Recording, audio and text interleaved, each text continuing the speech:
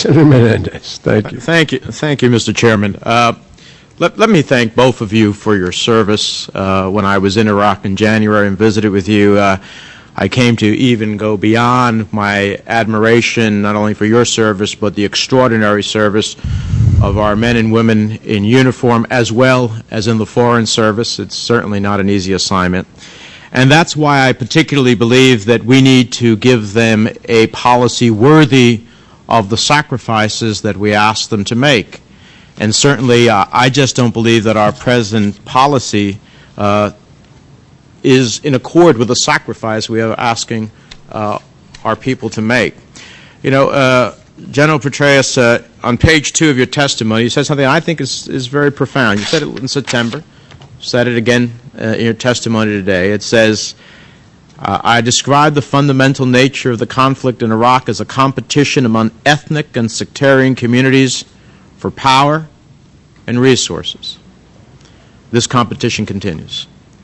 And it just seems to me that if I were to ask a mother or father in America, is their sons and daughters sacrificed for a fight among Iraqi politicians and sects for power and resources, the national interests of the United States, I think they would clearly say no. And I have a real problem when we see the sons and daughters of America dying so that a fight over power and resources is the central essence of the fundamental nature of the conflict as you described. That's a real problem. And so when we start there, I don't know where we go that makes it better. Let me just ask you, Ambassador Crocker, what are the specifics of what we are doing to get rid of Iranian influence in Iraq? Well, again, as General Petraeus has said, we are going after those that are trained and supplied from Iran. And we have certainly gone after Quds Force officers when they come into the country. I'm not talking, I appreciate that answer, but I'm not talking about the military context where I would have asked General Petraeus. I'm talking about what are we doing with a administration in Iraq that we have given $600 million in investments, the lives of over 4,000 Americans, and yet they seem to be very welcoming of the type of influence from Iran that we clearly don't want to see and is not in the national interest of the United States. Senator, that's actually not what we're seeing.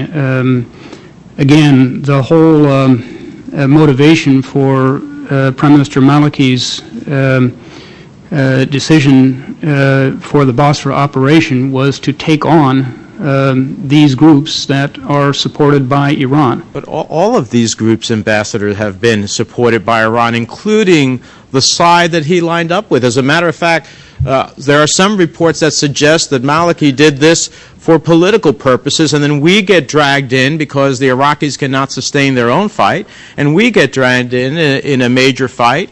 Once again, backing up Maliki in a way in which we put our sons and daughters at risk. Those are American officials who were quoted unofficially saying, you know, not on the record, but they were quoted as saying, this is what Maliki did. All sides in that side have been trained by the Iranians. That is not how Iraqis are viewing the whole Basra operation. There has been very broad gauge support for Prime Minister Maliki and his government for what he did and, of course, is still doing down in Basra. This is, again, Sunni, Shia, and Kurdish support. They see this as a courageous decision to go after Shia extremists as well as Sunnis. And Ambassador, let me read to you what I'm talking about. In an article in the Washington Post, it says, among other things, Maliki decided to launch the offensive without consulting his U.S. allies. U.S. officials, who are not authorized to speak on the record, say they believe Iran has provided assistance in the past to all three groups, the Mahdi Army, the Ba'ath Organization of the Islamic Supreme Council, Iraq's largest Shiite party, and forces loyal to the Fadila party, which holds the Basra governor's seat. But the officials see the current conflict as a purely internal Iraqi dispute.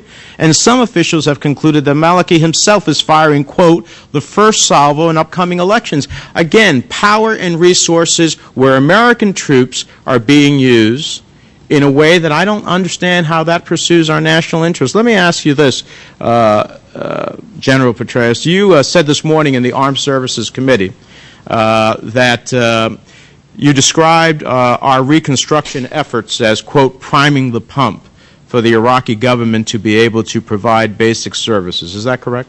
Not reconstruction efforts, sir. These are local, small, very small grants, small projects, and so forth, that once we have cleared an area, typically, most typically of al-Qaeda or other Sunni extremist influence, just to get very small businesses going again, very small what about the Ambassador Crocker, what about the $25 billion that we have spent in foreign assistance in Iraq? Have those achieved the goals that we want? If you're talking about the Iraqi reconstruction funds, the $20 billion that was in many cases they have. In some cases, security conditions made it difficult to bring projects to closure in a timely fashion. We have kept at these. We recently handed over, for example, a major water treatment plant that we finished up in Nasiriyah. I'm glad you mentioned that. Let me read to you a series of facts. $25 billion in Iraq later of American taxpayer monies. 43% of Iraq's population currently lives in absolute poverty. 19% of Iraqi children suffered from malnutrition prior to the war. Today, that figure is higher, 28%. Last year, 75% of Iraqi elementary-aged children attended school, according to the Iraqi Ministry of Education. Now, it's only 30%.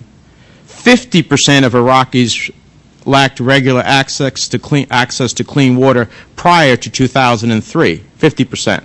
Now, it's higher, 70%.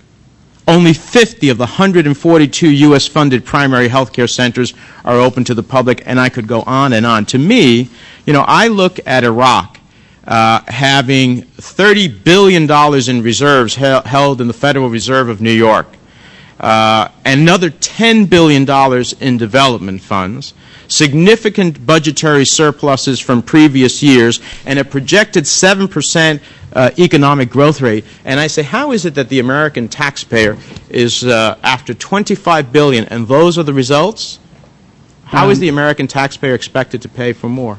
Senator, I don't know where those figures came from or what reliability. Do you dispute them? I don't know what their basis is. I do know there is other data out there. There was a ABC, BBC poll, and these organizations have been conducting polling in Iraq since 2004. Their March poll would tell a different story. You mentioned education. 63% believed their local schools were good. 78% thought that their children's teachers were good. Maybe for those who have a school to go to. I'm not sure. I know that our statistics are from some recent reports that are pretty reliable. And as the subcommittee chair on all of our foreign assistance, I can't imagine continuing to justify the type of resources that we are spending for the results that we are having, politically and otherwise. And so let me close.